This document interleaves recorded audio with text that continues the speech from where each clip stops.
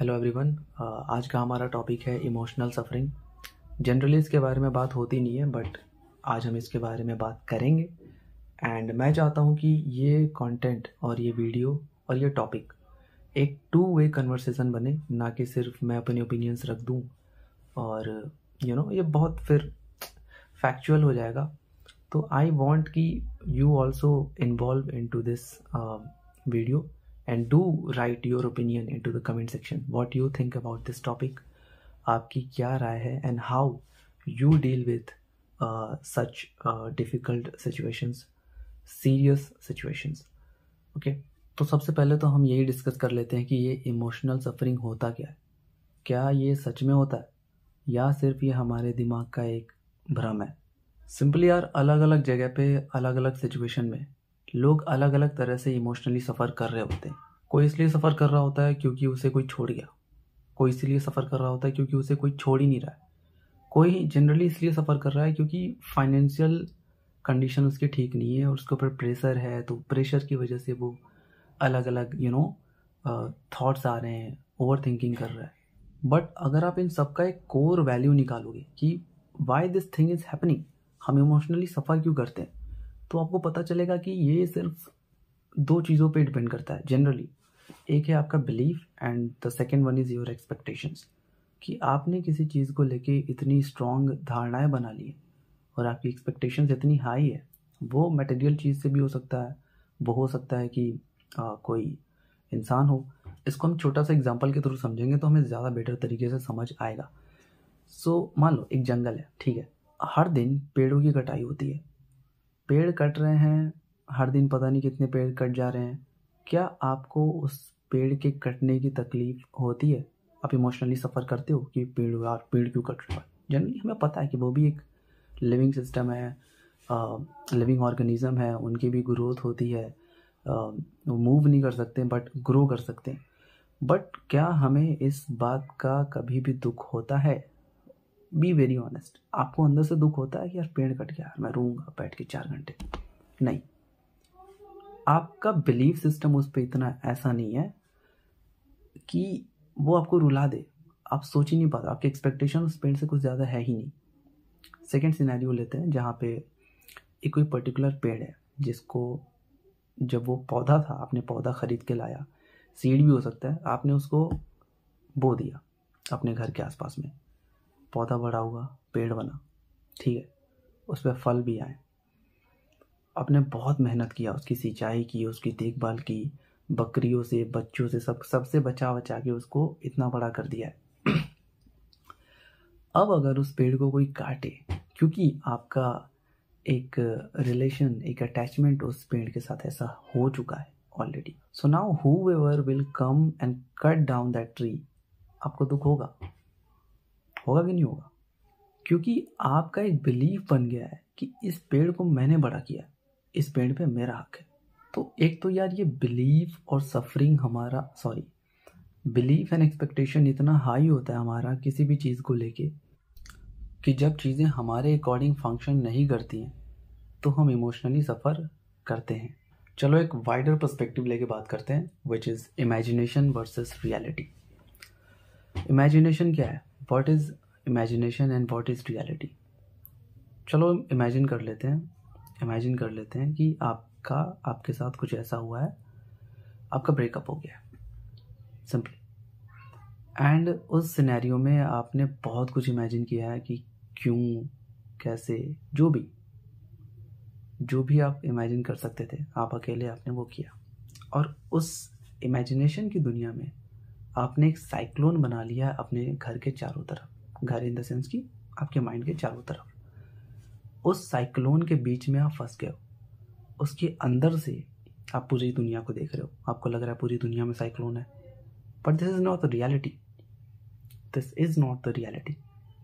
आप ही का दोस्त, आपके बगल का पड़ोसी अपने खिड़की से आपको देख रहा है कि ये देखो, इस साइक्लोन के बीच में खड़े होके खुद की बैंड बजवा रहा है।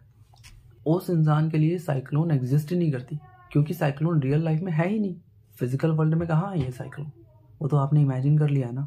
उसके लिए तो ऐसा है कि आप इस इमेजिनरी साइक्लोन से 4 कदम आगे पीछे दाएं बाएं चले जाओ तो निकल जाओगे।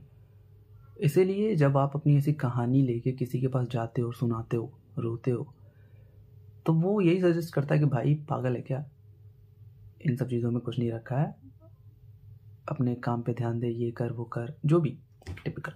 उनका कहने का सिंपल सा फंडा है कि भाई this is not in the real world, you created this situation in your imagination, in your imaginary world.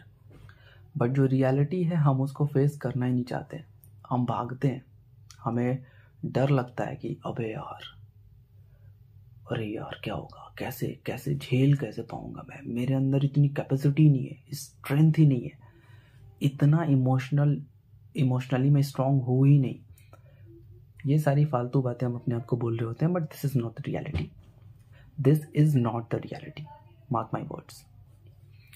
आपका ब्रेन, आपका शरीर इस तरीके से ही डेवलप्ड है, आपकी ब्रेन की फंक्शनिंग इस तरीके से होती है कि वो बहुत कुछ झेल सकता है, which you can't even imagine. सोच के देखो, नाजी जर्मनी में जब हिटलर का वो एरा चल रहा था, वर्ल्ड वॉर 2 एंड ऑल, उस टाइम पे जिन लोगों को कंसंट्रेशन कैंप में डाला जा रहा था, उन पे क्या बीत रही थी, झेल तो वो भी रहते भाई।